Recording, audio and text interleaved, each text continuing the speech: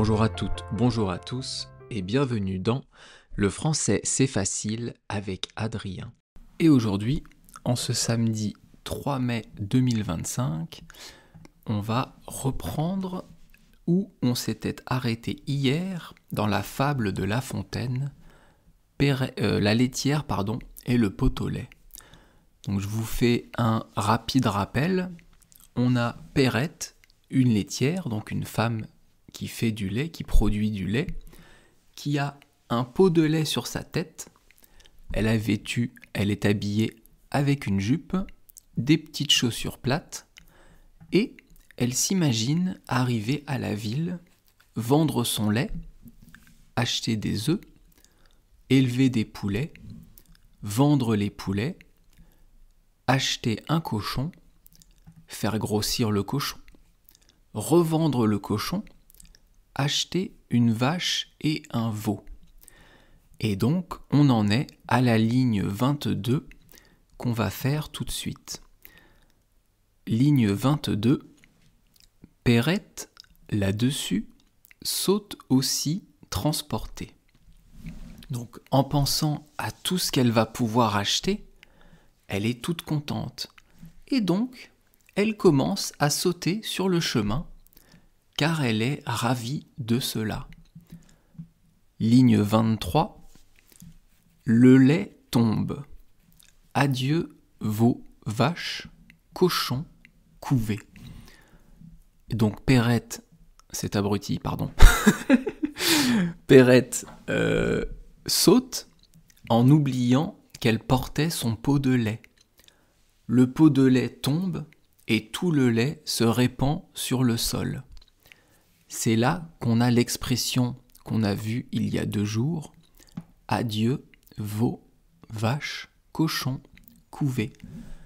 Tout ce qu'elle avait imaginé, tout le plan qu'elle avait fait afin de pouvoir avoir des œufs, des poulets, un cochon, une vache, un veau, eh bien, elle leur dit adieu, c'est fini. Ligne 24, on continue. La dame de ses biens, quittant d'un œil Marie. Alors là, on revient à des formules un peu compliquées. En fait, on pourrait dire la pauvre femme, voyant cela d'un œil triste. Un œil Marie, ça veut dire un œil triste. Mais ne retenez pas ça, plus personne n'emploie cet adjectif. Donc en fait, Perrette voit son pot par terre, son lait qu'elle ne pourra plus vendre, et donc elle devient triste. Ligne 25, pardon. Sa fortune ainsi répandue. Pourquoi ici l'auteur utilise le mot fortune alors que c'est du lait? Parce que pour Perrette, dans sa tête, ce lait représentait des œufs, des poulets, un cochon, une vache. Donc c'était une fortune pour elle. Et c'est pour ça que l'auteur utilise ce mot. La fortune est répandue sur le sol. La fortune est comme le lait, c'est le lait qui est tombé par terre. Ligne 26, va s'excuser à son mari. Donc Perrette rentre chez elle et va s'excuser auprès de son mari d'avoir fait tomber le lait. Et ligne 27, en grand danger d'être battue. Alors, à l'époque, je pense que les maris battaient leurs femmes. Malheureusement, ça arrive encore aujourd'hui, mais les mentalités ne sont quand même plus les mêmes. Mais ici, Perrette pourrait se faire frapper par son mari parce qu'elle a perdu le lait, parce qu'elle a fait tomber le pot de lait. Et donc, avec ces 27 lignes de fable, c'est la fin de l'histoire de Perrette. Après, pendant 2 lignes, donc vers 28 et 29, l'auteur nous explique que de cette histoire, on en a fait une farce, on en a fait une blague, une comédie. Alors, ligne 28, le récit en farce en fut fait. Le récit, c'est l'histoire. Donc, de cette histoire de Perrette, on en a fait une comédie, une farce. Une farce, c'est une blague, c'est quelque chose de comique. Ligne 29, on l'appela le pot au lait. Donc, le nom de cette farce, le nom de cette blague, s'appelle le pot au lait. C'est le pot de lait que Perrette portait sur sa tête. À partir de la prochaine ligne, donc à partir de la ligne 30, c'est la morale qui commence. Ici, la morale est très longue, ce qui est assez rare pour une fable de La Fontaine. Par exemple, dans la première fable ou la deuxième fable que j'ai étudiée avec vous, qui s'appelait Le corbeau et le renard, eh bien dans cette fable, la morale c'est une seule ligne, c'est « tout flatteur vit aux dépens de celui qui l'écoute ». Eh bien ici, dans la fable sur Perrette, la morale dure 13 lignes. Mais on va aller faire ligne par ligne, et bien sûr, je vais tout vous expliquer. Alors, ici, on ne parle plus de Perrette, on parle de tout le monde. D'ailleurs, l'auteur va employer beaucoup le pronom « je » et des mots comme « mon » et « ma ». Ce qui veut dire que l'auteur parle de lui-même, mais aussi de tout le monde. C'est parti. Donc, ligne 30. Quel esprit ne bat la campagne ? Alors, battre la campagne, ça veut dire avoir trop d'imagination.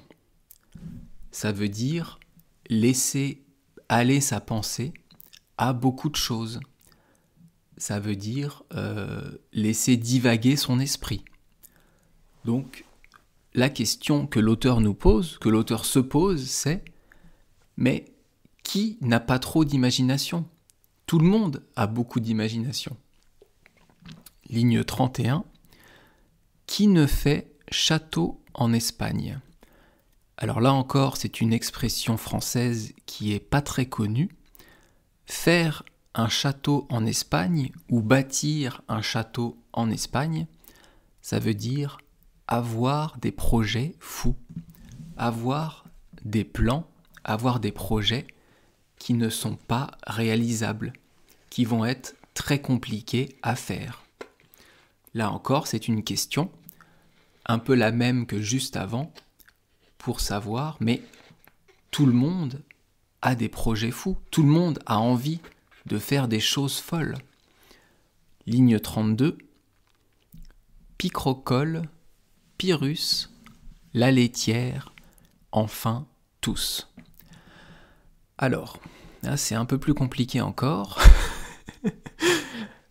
Après le podcast, les gens ils vont arrêter d'étudier le français, tellement c'est compliqué.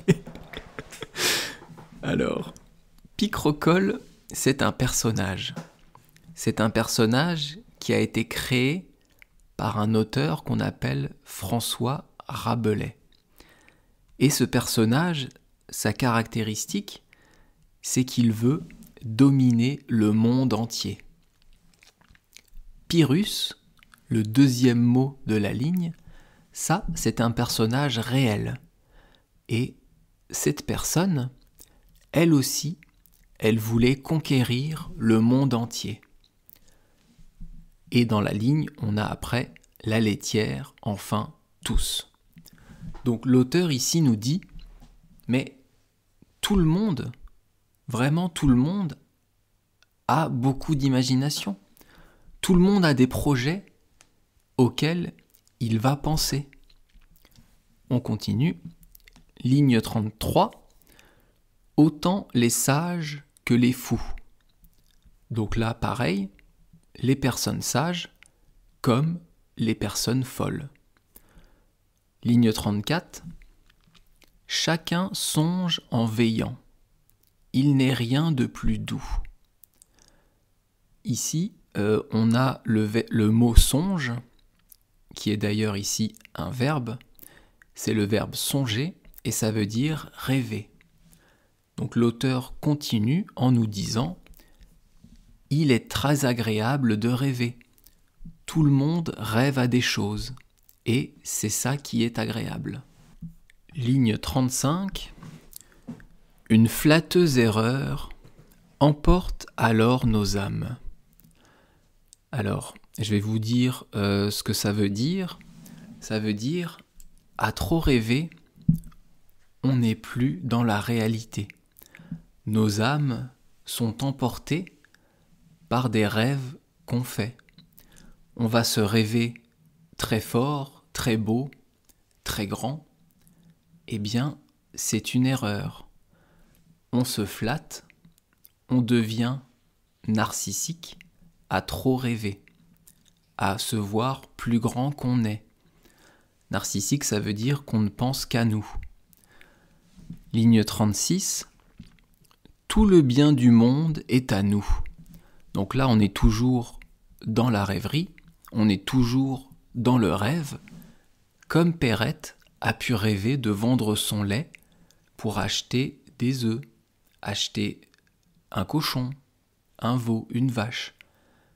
On rêve que toute la richesse du monde nous appartient. Ligne 37. Tous les honneurs, toutes les femmes. Là, on continue. On rêve d'avoir tous les talents, toutes les femmes du monde. On continue avec la ligne 38.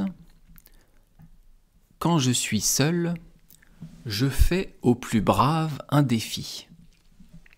Toujours dans l'imagination, eh bien, on peut battre quelqu'un de plus fort que soi. On peut défier quelqu'un qu'on ne défierait jamais dans la vie. On peut s'en prendre à tout le monde sans avoir de problème. Mais ça, c'est dans les rêves, ce n'est pas la réalité. On continue avec l'imagination et le rêve de l'auteur et de tout le monde, avec la ligne 39. Je m'écarte, je vais détrôner le Sophie. Alors je m'écarte ici, ça veut dire je pars. Donc on est toujours dans l'imagination, dans le rêve. On s'imagine qu'on part et qu'on va détrôner le Sophie. Détrôner, c'est prendre la place du roi. Et le Sophie, c'est le roi de Perse. Perse, comment je vais vous expliquer ça ? Bon, on va pas expliquer, c'est en gros le roi d'un pays. Donc on s'imagine qu'on part et qu'on va prendre la place du roi, prendre la place du chef. Ligne 40. On m'élit roi, mon peuple m'aime. Donc le délire continue, l'imagination continue, on se fait élire roi et on est aimé par les gens. Donc on a toute la richesse du monde, tous les talents, toutes les femmes. On peut battre les gens les plus forts, on prend la place d'un roi. Et ça continue avec la ligne 41. Les diadèmes vont sur ma tête pleuvant. Les diadèmes, un diadème c'est une couronne de bijoux. Donc le roi, eh bien, il a sur sa tête une couronne faite de bijoux. Alors là vraiment, on a poussé le rêve jusqu'au bout. On est un roi avec une couronne de bijoux et on est aimé par les gens. Ligne 42. Quelque accident fait-il que je rentre en moi-même ? Alors ici, ça veut dire, d'un coup, la réalité revient. D'un coup, on revient à la réalité. L'accident dont ici l'auteur parle, on ne sait pas ce que c'est. Mais pour Perrette, c'est le fait d'avoir renversé son lait par terre. Du fait qu'elle ait renversé son lait, eh bien, elle ne peut plus le vendre, et donc elle ne peut plus avoir d'argent pour acheter un cochon, acheter une vache. Ici, dans la pensée de l'auteur, eh bien, ça peut être n'importe quoi, mais un événement fait que de la rêverie, de l'imagination, on revient dans la réalité. Et dernière ligne, je suis Grosjean comme devant. Et ça, c'est l'expression qu'on a étudiée hier. Être Grosjean comme devant, qui veut dire se retrouver sans rien, comme avant. On était dans l'imagination, on était un roi, on était aimé avec toutes les femmes du monde, et d'un coup, le retour à la réalité est difficile, et on se retrouve sans rien, comme on était au départ, comme on était avant qu'on ne s'imagine le meilleur du monde. Alors cette morale de combien il y a de lignes? De 13 lignes, qu'est-ce qu'elle veut dire?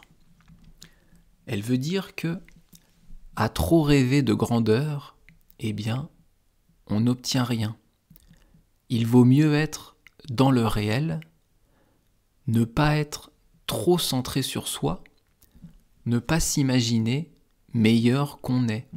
Il ne faut pas s'imaginer le meilleur, car sinon, le retour à la réalité est difficile. La morale générale de la fable, en fait, c'est une critique du narcissisme. Le narcissisme, c'est un mot compliqué qui veut dire passer son temps à se regarder, passer son temps à s'aimer. D'ailleurs, ce mot, il est tiré de la mythologie grecque d'un personnage qui s'appelle Narcisse. Et ce Narcisse, il est tombé amoureux de lui-même parce qu'il a vu son reflet dans l'eau. Et donc, de Narcisse, on a créé, le mot dérivé a été le narcissisme, qui est de se regarder et de se croire plus beau qu'on est. J'espère que vous avez à peu près compris ce que je vous ai expliqué sur la fable. Je vous fais un résumé rapide. Après, je vous lis la fable en entier, à vitesse normale. Et enfin, je vous lis ma version de la fable simplifiée. Donc, dans la fable, on a une femme qui a un pot de lait sur la tête. Elle marche vers la ville en pensant le vendre. Elle s'imagine, après sa vente, acheter des œufs, élever des poulets, avoir un cochon, vendre le cochon, avoir une vache et un veau. Elle est toute contente et badaboum, elle tombe et renverse son pot de lait. Donc elle n'obtient rien, elle n'aura rien, rentre chez elle et va peut-être se faire battre par son mari. Et ensuite, dans la fable, l'auteur nous explique que tout le monde est comme Perrette. Tout le monde veut être le meilleur. Tout le monde s'imagine le meilleur. S'imagine comme un roi, avec tous les talents. Mais le retour à la réalité fait mal. Le retour au réel, le fait de sortir de la rêverie, eh bien c'est douloureux. Alors il vaut mieux éviter de rêver et être dans la réalité pour pouvoir arriver à ses fins. Allez, maintenant je vous relis la fable en entier et la version simplifiée juste après. Et après, promis, je vous laisse parce que c'était compliqué. Allez, je vous lis la fable. Hier, je vous l'ai lue assez doucement. J'ai essayé de la lire pas trop vite. Là, je vais vous la lire comme si je la lisais à des Français. Allez, c'est parti.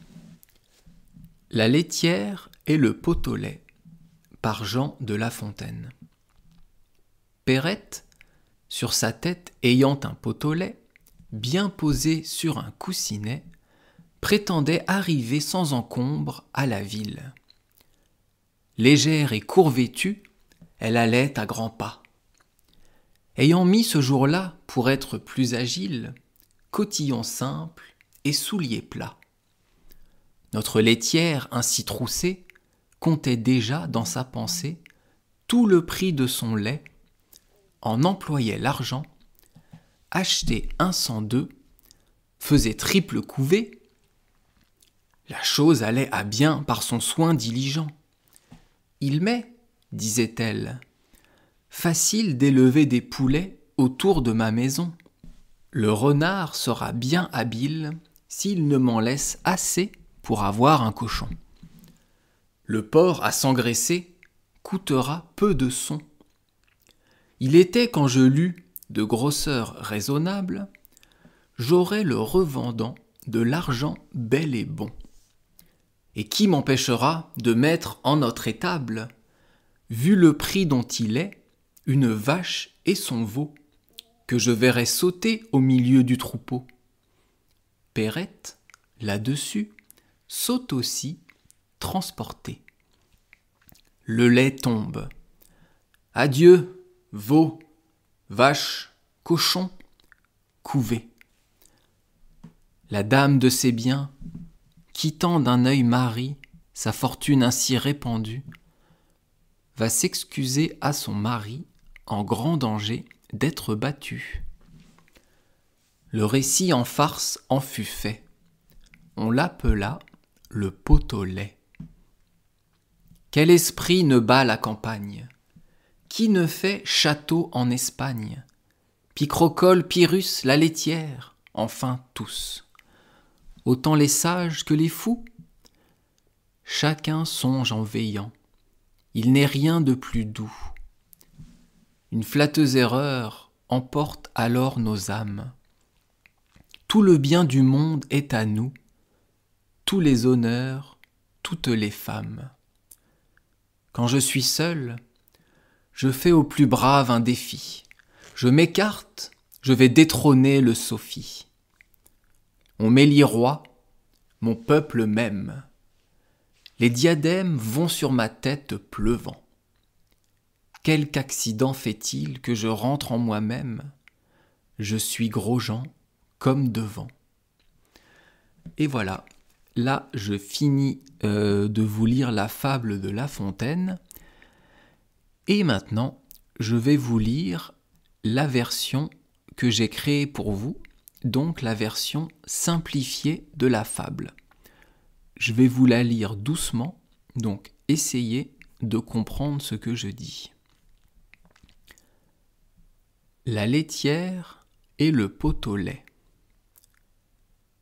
Perrette, sur sa tête, portant un pot de lait bien posé sur un coussin, pensait arriver sans problème en ville. Habillée simplement, elle marchait rapidement. Et pour être plus à l'aise, elle avait mis une petite jupe et des chaussures plates. Perrette, ainsi habillée, comptait dans sa tête. Avec la vente de son lait, elle pourrait acheter des œufs et les faire éclore. Mais pour cela, il faut être sérieux. Il m'est, disait Perrette, facile d'élever des poulets chez moi. J'espère que le renard m'en laissera assez pour les vendre et acheter un cochon. Ce cochon ne coûtera presque rien à faire grossir. Il faut qu'il soit d'un bon poids et je pourrai, en le revendant, en avoir un bon prix. Et après, je pourrai mettre dans ma ferme, avec cet argent, une vache et son veau que je verrai sauter au milieu du troupeau. En pensant à cela, Perrette saute et fait tomber le lait. Adieu, veau, vache, cochon couvé. La pauvre femme, voyant d'un œil triste tout son lait renversé par terre, va demander pardon à son mari parce que ce dernier pourrait la frapper. On a transformé cette histoire en farce qu'on a appelée le pot au lait. Mais qui n'a pas trop d'imagination? Qui n'a pas de projet fou? Celui-là ou celui-ci? Perrette? Enfin, tout le monde. Les personnes sages comme les fous. Tout le monde rêve et c'est très agréable. Mais à trop rêver, on n'est plus dans la réalité. Toute la richesse du monde nous appartient, tous les talents, toutes les femmes. Dans mon imagination, je peux battre les plus forts. Je pars et je vais prendre la place d'un chef. On m'élit roi et les gens m'aiment. Je reçois des couronnes de bijoux.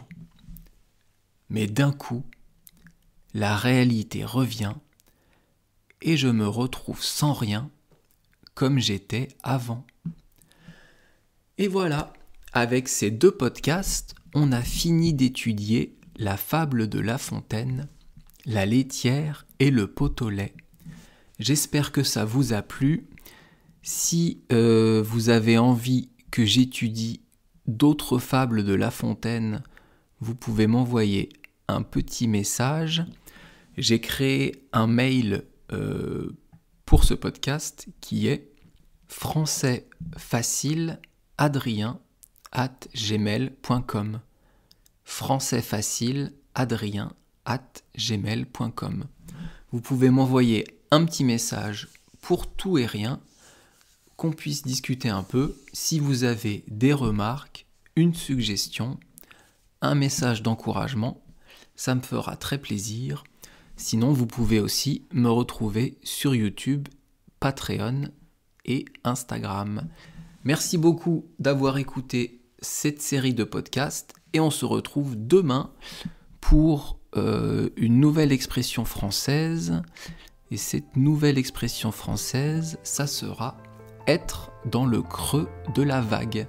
Merci beaucoup, à bientôt, bye bye, hasta luego, matane!